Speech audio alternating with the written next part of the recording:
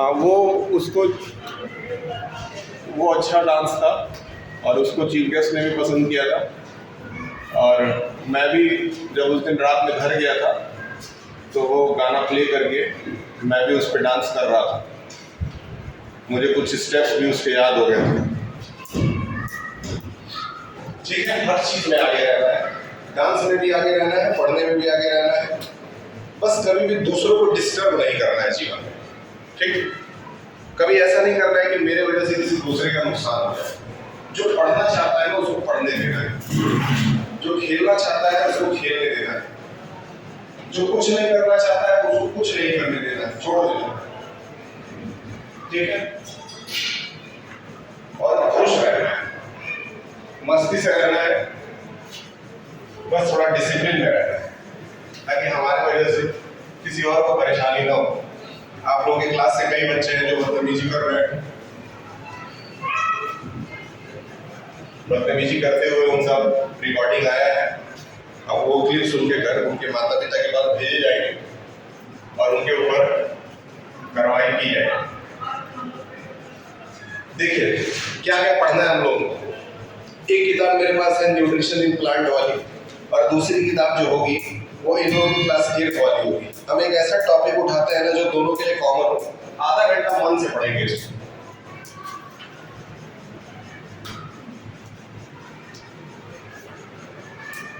Science में ना हम लोग थोड़ा सा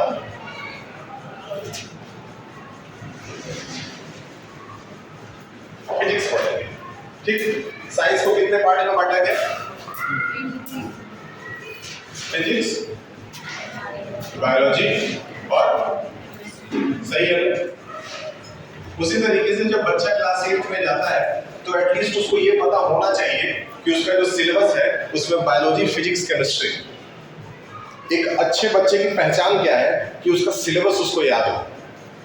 याद रखिएगा क्या बोले, एक अच्छे बच्चे की पहचान है कि जो उसका सिलेबस है ना, सिलेबस यानी कि जो पहले पेज पे आपको चैप्टर के नेम्स दिए रहते हैं, ये नेम आपको याद होना चाहिए लाइन से। अगर ये आपको याद है ना, इसका मतलब है कि आप पढ़ाई से जुड़े हुए हैं। समझ में आ रहा है? क्या नाम है इनका?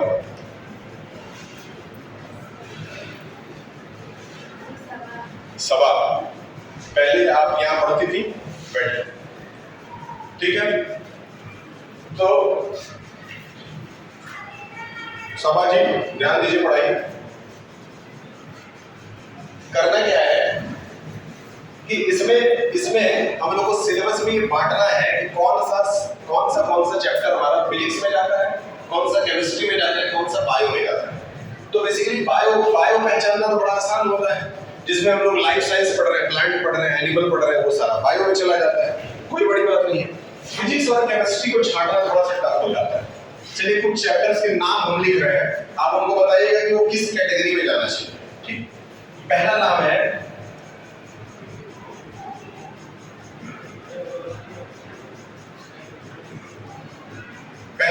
Speed and velocity. ये किस में जाना चाहिए? फिजिक्स में जाना चाहिए। ठीक, दूसरा नाम है एटम एंड मॉलिक्यूल्स। ये किस में जाना चाहिए? केमिस्ट्री में जाना चाहिए। ठीक, अगला नाम है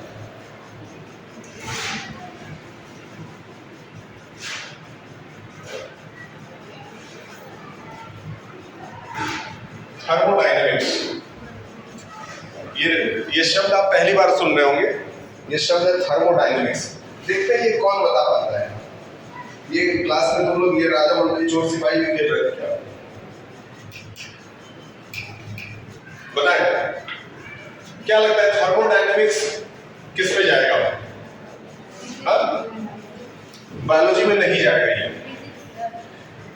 थर्मोडायनेमिक्स जो है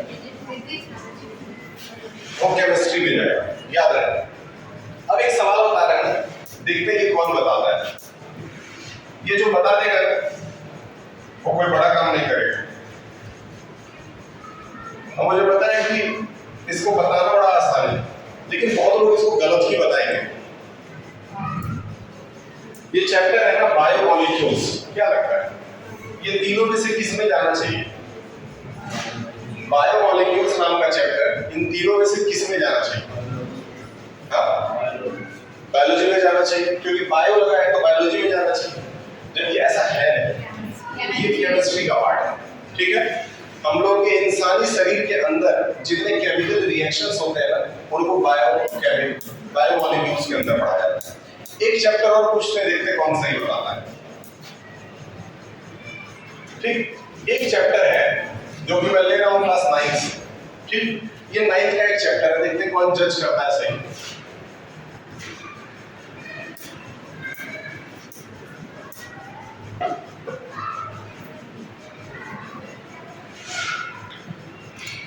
वर्क पावर एनर्जी फिजिक्स, क्योंकि वर्क पर। ठीक, अगला बताइए।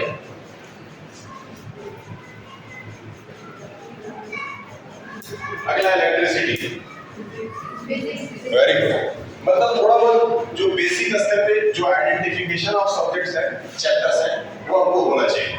तो सबसे पहला काम तो यही करेंगे, अपनी किताब जब आपको मिल जाएगी ना, तो उसमें फिजिक्स, केमिस्ट्री और बायोलॉजी के हिसाब से पढ़ेंगे।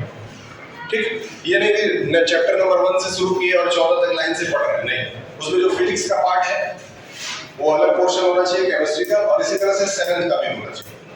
अगर आप आईसीएससी बोर्ड में पढ़ते हैं तो क्लास 6 से ही फिजिक्स, केमिस्ट्री और बायोलॉजी की किताब अलग अलग हो जाती है।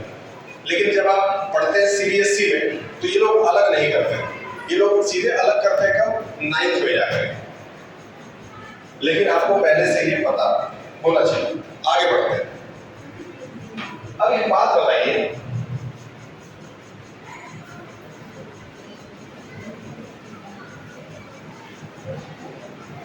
मेरे 5 सवाल आएंगे। ठीक, 5 कॉमन क्वेश्चंस, 1 2 3 4 5। ये पांचों के पांचों क्वेश्चंस ऐसे होंगे जो क्लास 7 और क्लास 8 के बच्चों ने पढ़ रखा है। क्लास 7 के अंदर क्लास 6 के बच्चे जब 7 में आए, ये 6 क्लास का सवाल है। बताइए, एसआई यूनिट ऑफ टेम्परेचर क्या है? पहला सवाल, एसआई यूनिट ऑफ टेम्परेचर।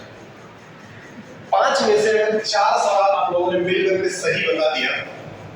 5 में से 4 सवाल अगर आप लोगों ने सही बता दिया मिलकर के, तो आप लोगों को एक पीरियड आप जब चाहेंगे गेम्स मिल जाएगा।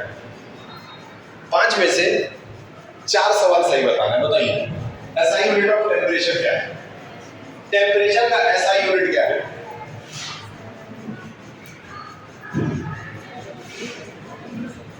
टेम्परेचर का एसआई यूनिट क्या है? बताइए। हाँ बताइए। सेल्सियस। पहला सवाल आप लोगों का गलत हो गया। देखिए, आप लोगों को मिल के बताना है, तो आप लोग एक दूसरे से चर्चा भी कर सकते हैं। पहला सवाल आपका गलत हो गया, जो बाद में केल्विन जवाब दिया गया है वही सही है।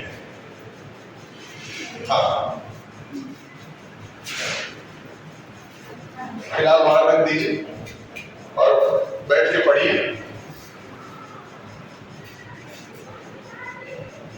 बताएं, बैठ जाइए, बैठ जाइए। दूसरा सवाल, उम्मीद है आप लोग सही बताएंगे, क्योंकि अब चारों के चारों सवाल आपको सही बताने होंगे। ठीक, स्टडी ऑफ सेल्स। सेल्स की पढ़ाई को क्या कहा जाता है?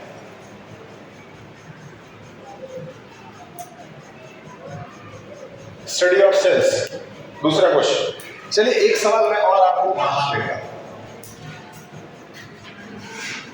ठीक है, दूसरा सवाल है, सेल्स की स्टडी को क्या कहा जाता है? अब आपकी कॉपीज में आपको कुछ नए फोटोज नजर आ रहे होंगे। इसमें ये ब्लू हाउस के बच्चे थे जिन्होंने ये परफॉर्मेंस जीता था, और जो सिलेबस बुक मिलेगा उसमें भी आपको इस तरह के फोटोज दिखेंगे। चलिए बताएं, बताएं, नहीं आता है?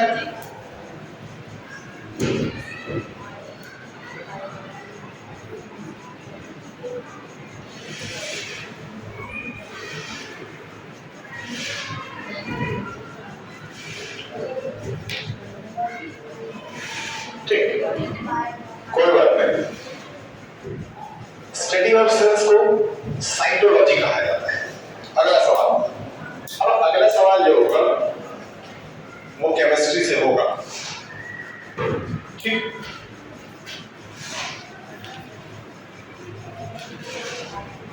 अभी भी 4 सवाल सही जवाब देने का मौका है। मैं एक सवाल पढ़ाया, अब से चारों का चारों सही होना चाहिए। Who discovered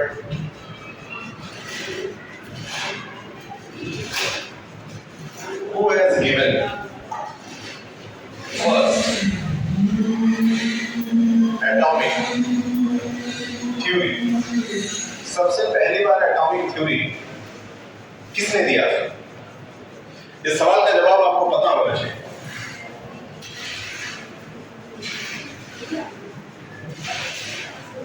You should know who has given the first atomic theory. कौन बताएगा?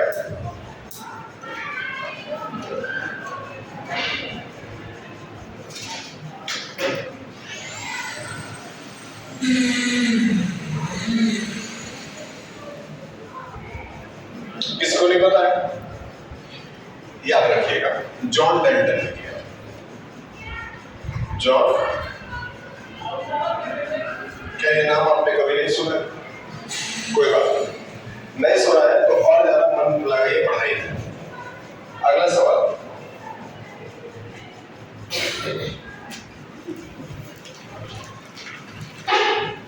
वर्ल्ड वॉर 2 कब खत्म हुआ था?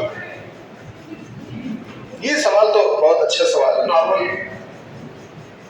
वर्ल्ड वॉर 2 कब खत्म हुआ था? क्या नाम है आपका? अवंतिका। अवंतिका जी बताइए, आप बताएं क्या नाम है? शुभम। शुभम जी बताइए। बैठिए, आपका क्या नाम है? अंश। आनंद बताइए।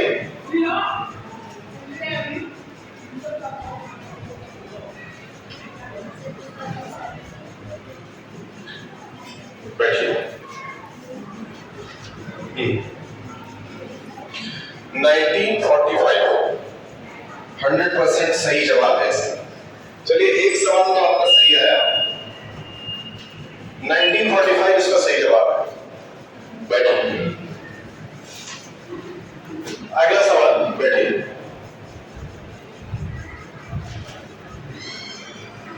फर्स्ट वॉर ऑफ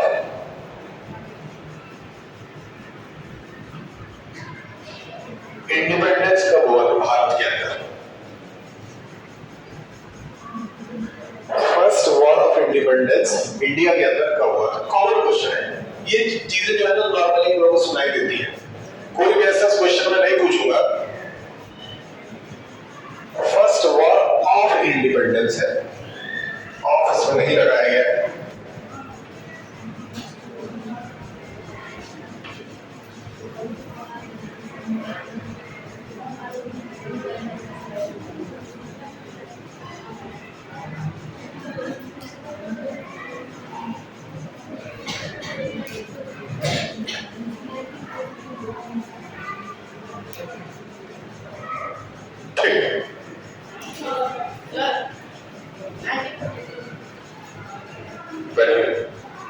क्या नाम है इनका?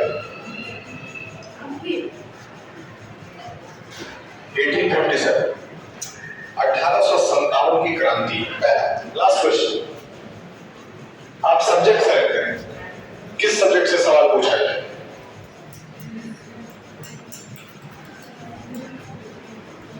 चलिए एक और मौका देते हैं, जो आखिरी में सही बता दिया ना तो आपको 1 पीरियड गेम्स मिलेगा। अब सब्जेक्ट में आप ही सेलेक्ट कर लीजिए। हिंदी, हिंदी से तो बिल्कुल नहीं बता पाए। एथिक्स से,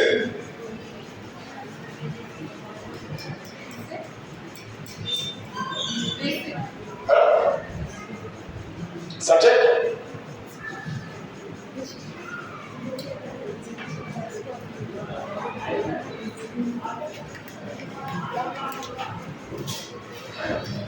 योगेश ले लीजिए, सामान ले लीजिए।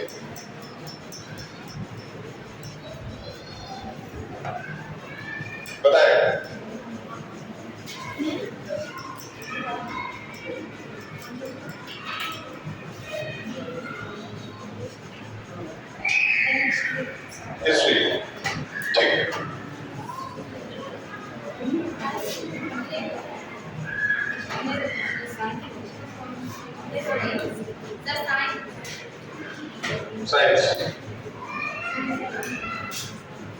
ठीक है, साइंस से ही क्वेश्चन, साइंस से आपके ही लेवल का सवाल है, उम्मीद करते हैं कि आप सही बताएंगे। बहुत नॉर्मल क्वेश्चन है।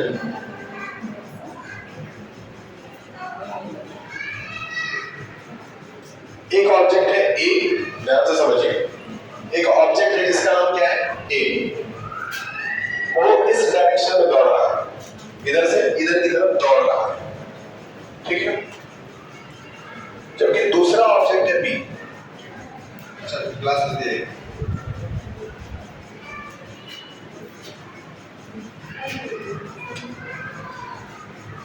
दूसरा ऑब्जेक्ट है बी, वो यहां खड़ा है और इस डायरेक्शन में दौड़ रहा है, सही क्लियर? एक इधर से उधर दौड़ रहा है, दूसरा इधर से इधर दौड़ रहा है, ठीक। इसका जो स्पीड है ना वो 10 किलोमीटर पर आवर है, ठीक। जबकि इसका जो स्पीड है ना वो 20 किलोमीटर पर आवर है, सही है। अब क्या है ना, ए ऑब्जेक्ट बी ऑब्जेक्ट से जब आमने सामने मिलेगा, आमने सामने कहीं तो मिलेगा ही, तो ए के नजर में बी का स्पीड क्या होगा और बी के नजर में ए का स्पीड क्या होगा। ए के नजर में बी का स्पीड कितना है और बी के नजर में ए का स्पीड कितना है।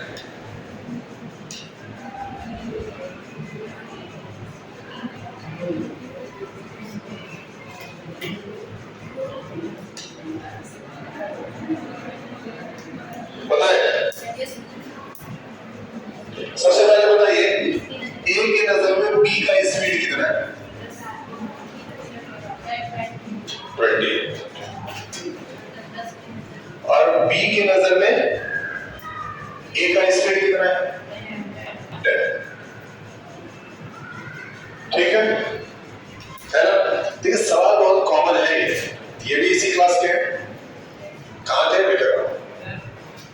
ये बंद कर लीजिए, ये बंद कर लीजिए, बैठिए आराम से।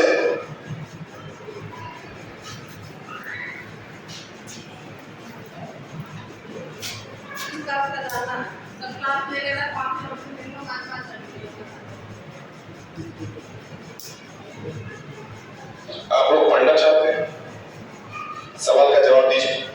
आप बहुत ध्यान समझिए, होता क्या है ना कि हम लोग सड़क पे चलते हैं, बहुत कॉमन क्वेश्चन है, जब हम लोग सड़क पे चलते हैं तो या तो सामने से कोई आ रहा होता है, ठीक, या तो सड़क पे हम चलते हैं तो हम लोग दोनों लोग एक साथ जा रहे होते हैं। यही होता है, जैसे दो दोस्त हैं एक ही साथ निकले और उनका घर भी आसपास है तो एक साथ जा रहे हैं, और दूसरी तरफ से क्या होता है कि आप इधर से जा रहे हैं और दूसरे स्कूल का कोई बच्चा सामने से साइकिल से आ रहा है, तो यहाँ वही वाला केस हो रहा है।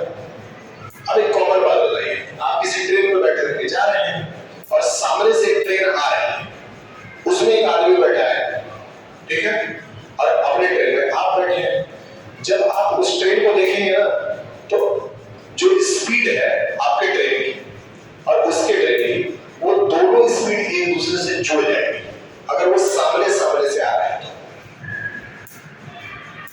ठीक।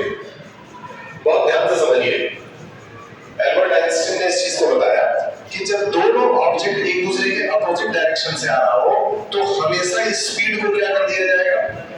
जोड़ दिया जाएगा। मतलब कि ए जब बी को देखेगा ना, ए जब बी को देखेगा तो उसको स्पीड कितना लगेगा? इसलिए क्योंकि 20 की स्पीड से तो वही आ रहा था, जैसे आप 20 की स्पीड से जा रहे थे, उधर से 10 की स्पीड से आ रहा था, आप दोनों का गाड़ी टकरा गया, मतलब आप लोग जब टकराए ना तो टोटल स्पीड 30 किलोमीटर प्रति घंटा थी। मेरी बात समझ रहे हैं? ठीक। लेकिन जब आप दोनों एक ही डायरेक्शन में जा रहे थे, ध्यान से समझिए क्या होता है। मान लेते हैं कि आप दोनों लोग साइकिल से जा जा रहे हैं, एक 5 किलोमीटर प्रति घंटा चल रहा है, एक 10 किलोमीटर प्रति घंटा चल रहा है, और ये दोनों एक ही डायरेक्शन में जा रहे हैं, एक ही रोड पे चल रहे हैं।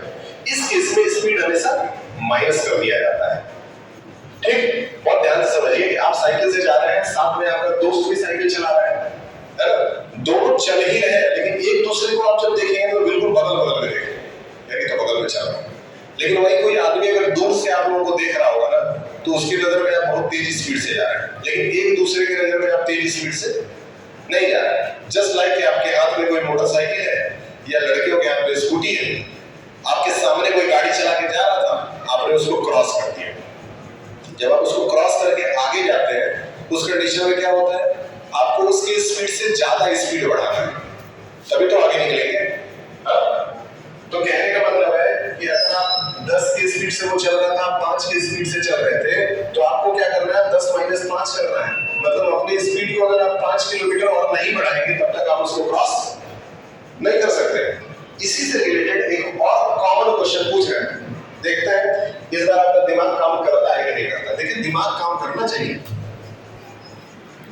जोड़ घटाना गुणा भाग से दुनिया नहीं चलता है, दुनिया टेक्निक से चलता है। बहुत ध्यान से समझिए।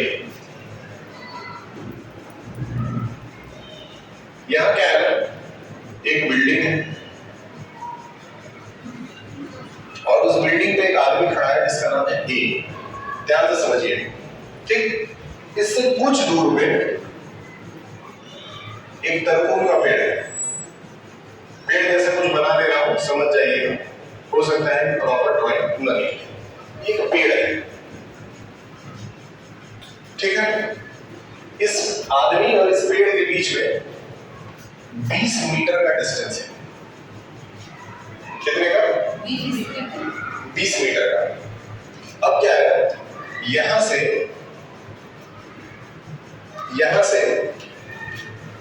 एक पेपर का जहाज होता है ना, जो बच्चे पन्ना मोड़ करके बनाते हैं, फेंक देते हैं, उस तरह का एक जहाज ये लड़का यहां से फेंक देता है और वो उड़ करके इस पेड़ तक पहुंचता है। ठीक, कॉमन क्वेश्चन, उड़ करके इस पेड़ तक पहुंचता है और इसको यहां से यहां तक पहुंचने में कितना समय लगा? 5 सेकंड लगा। कितना लगा? 5 सेकंड।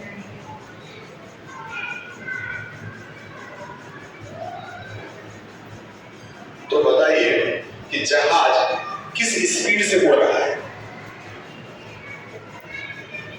तो जहाज किस स्पीड से उड़ रहा है? देखो कितना नॉर्मल क्वेश्चन है। हम लोग क्या करते हैं, नॉर्मली ये पन्ने का जहाज बना के ऐसे फेंक देते हैं, वो कहीं जाता है, लैंड कर जाता है। तो लैंड करने में जाहिर सी बात है कुछ टाइम लगा होगा। टाइम भी आपको दे दिए और कितनी दूरी है वो भी बता दिए। पूछ रहे हैं किस स्पीड से जहाज उड़ रहा है, बता दीजिए।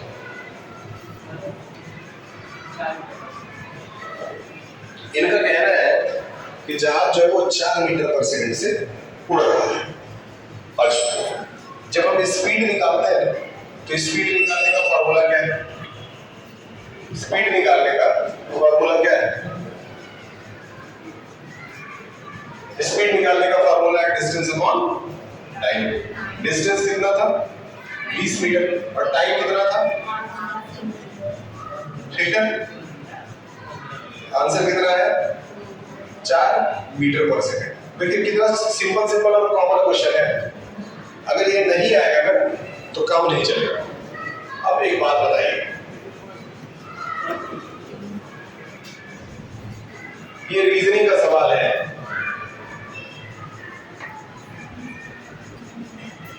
एक है लड़का और एक है उसके बाप, दो लोग हैं,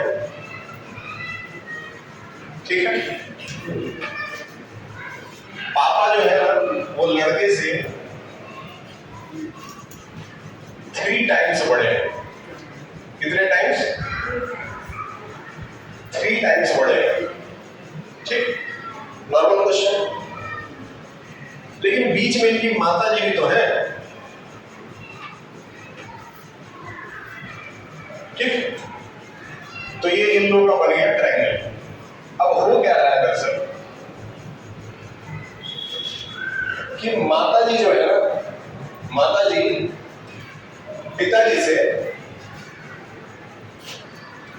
हाफ टाइम्स छोटी, उनकी हाफ टाइम का मतलब उनके आधे उम्र की। तो फिर हमको माता जी और बच्चे का दोनों का एज बताइए।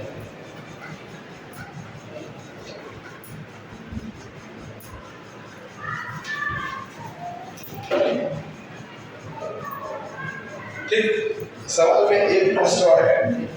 इसमें क्या है, इसमें क्या है कि मदर प्रेजेंट टाइम में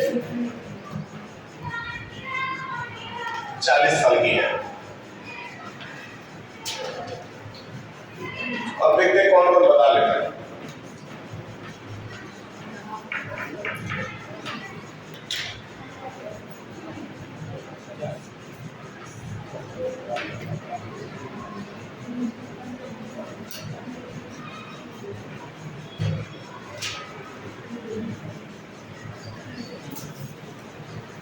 ऐसे क्वेश्चंस को करने के लिए ना रटना नहीं पड़ता है, सोचना पड़ता है।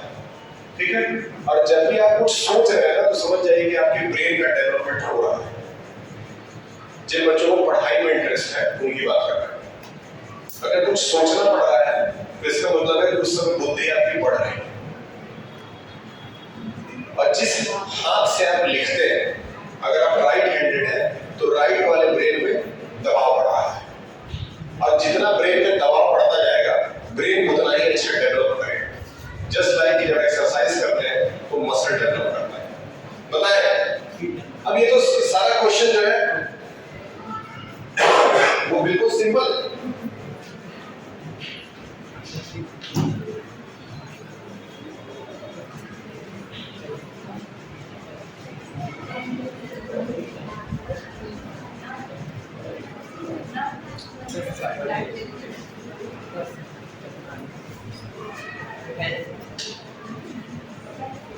बताएं, आप बताएं कृष्ण जी, बताएं। आप तो कृष्ण है, आपको सब पता होना चाहिए, है कि नहीं? मैं कृष्ण, मैं सब जानता हूं। यदा यदा हि धर्मस्य ग्लानिर्भवति भारत अभ्युत्थानम् अधर्मस्य तदात्मानं सृजन्ते। बताएं,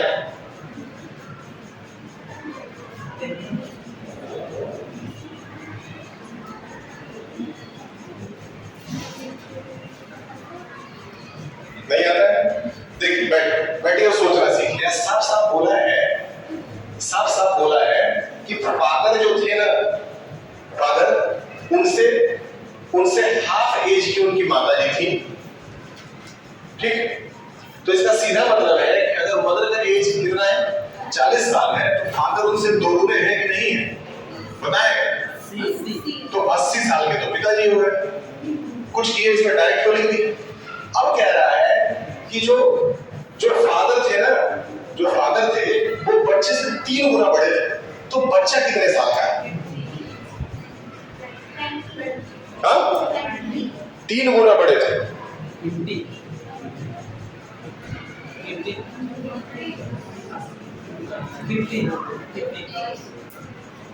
कितना है?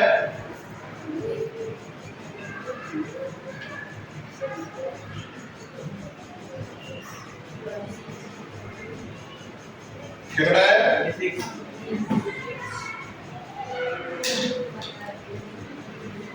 मतलब बच्चे का जो एज है ना वो 26 साल 6 महीने के आसपास है। बिल्कुल कॉमन क्वेश्चन। इसमें सिर्फ दिमाग लगाना और कुछ नहीं करना। दिमाग लगाना अभी तक नहीं सिखाया गया है, चीजों को रटना बहुत ज्यादा सिखाया गया है कि ये रिवीजन है इसको रट लो, ये एग्जाम में आएगा रट लो, ये टिक लगवा देना रट लो। ऐसे बस स्कूल में काम चलेगा, जिंदगी में काम नहीं चलेगा। कितना मिनट हुआ? 30 मिनट हो गया।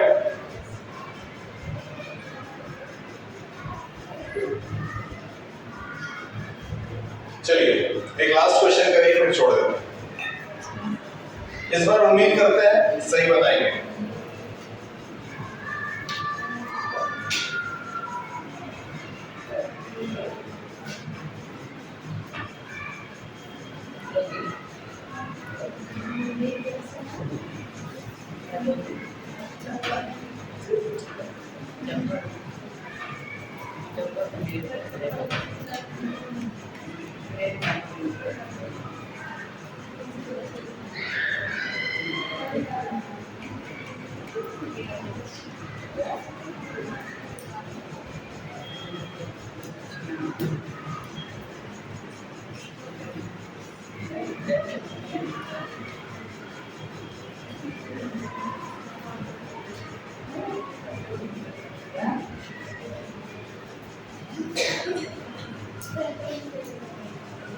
ठीक है, मैथ्स का एक सिंपल सा वर्ड प्रॉब्लम है, आप में से कोई एक इसको कर दे।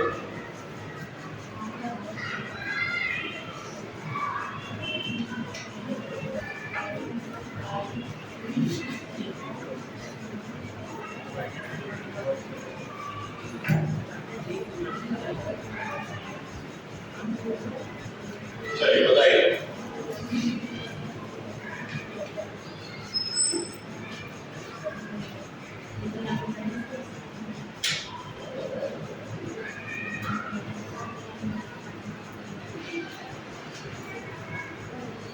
कह रहा है half of a number is multiplied by 3 it becomes 40।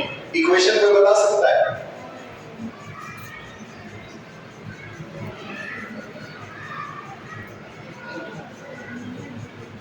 सबसे पहले तो कोई नंबर है वो हमको नहीं पता है तो हम उसको क्या मान लिए? कह रहा है कि if half of a number, इस नंबर का हाफ कर दिए, ठीक, is multiplied by, इसको 3 से मल्टीप्लाई कर दिए, तो आंसर कितना आना चाहिए? बोलिए। अब हमको कोई x की वैल्यू बता सकता है यहां से?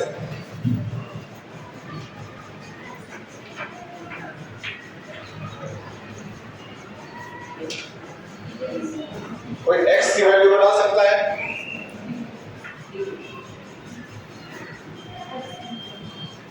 देखिए ये मार्च अप्रैल का महीना है ना, इसमें अगर मजा नहीं आएगा तो नींद आएगा, ठीक, तो अगर पढ़ने में मजा नहीं आएगा ना तो फिर तुरंत नींद आने लगेगा। और ये आप ही के साथ नहीं है, अगर हम भी आपकी जगह क्लास में बैठे होते तो हमको भी नींद आता है। तो इसलिए इसका आंसर दीजिए ताकि रिकॉर्डिंग में कम से कम इतना आ जाए कि हाँ बच्चों ने इसको सही बताया, क्योंकि अभी तक मात्र एक सवाल आप लोगों ने मेरे को सही बताया, 2 सवाल, एक था आपका 1945 और एक था 4 मीटर पर सेकंड। उसके अलावा जितने भी क्वेश्चंस पूछे गए ना उसका आंसर सही नहीं दिया आपने, तो इसलिए मेहनत करना पड़ेगा, ऐसे काम नहीं चलेगा। सबसे पहला काम क्या करना है कि इसको किसी भी दिन अपसेट नहीं करना है। इसका आंसर बताएं, करना क्या है? इसका एक ट्रिक होता है कि नीचे वाले नंबर को ऊपर भेजिए, ऊपर वाले नंबर को नीचे भेज दीजिए। कहने का मतलब ये हुआ कि x को बेचारे को यही छोड़ दीजिए, इधर लाइए 40। जो ऊपर नंबर था वो कौन कौन से थे? 1 और 3। तो जो ऊपर है ना उनको आप नीचे भेज दीजिए, 1 और 3 नीचे आ गए। और नीचे कौन सा नंबर था उसको कहां भेज दीजिए? ऊपर भेज दीजिए। अब देखिए फिर से वही आएगा 80/3 कितना था याद है? डिवाइड किए थे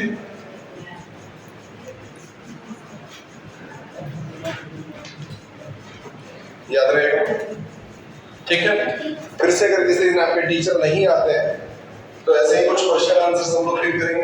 और अगर आपका सिलेबस प्रॉपर आप लोग बुक कॉपीज ले लेते हैं तो फिर आप अपना लेक्चर पढ़िए मन लगा करके।